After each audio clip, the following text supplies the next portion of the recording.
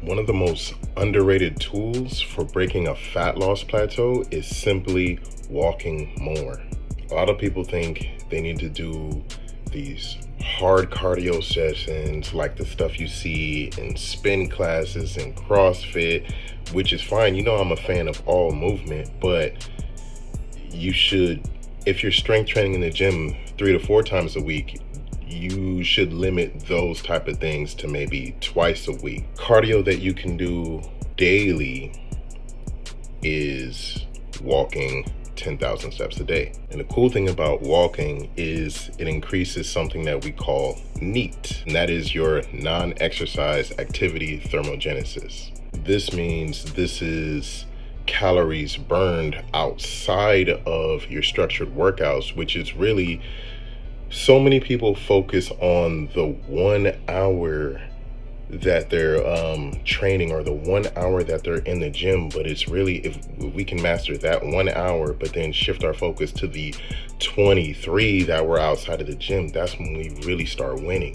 And one way that we can win outside of the 1 hour that you're in here in the gym is by moving more. And when I say moving more, walking. And the reason why I say walking is because, one, it's low impact, it's easier on your joints, and two, it doesn't hinder your recovery from strength training.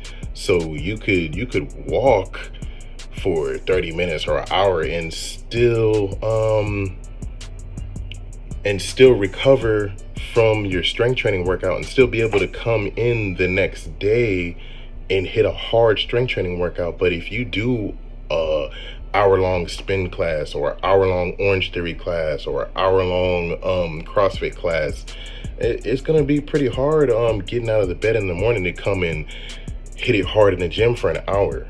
And remember, doing 10,000 steps a day or 15,000 steps a day alone isn't enough. We always have to make sure we're in a deficit of at least 300 to 500 calories. That's the real meat and potatoes, no pun intended.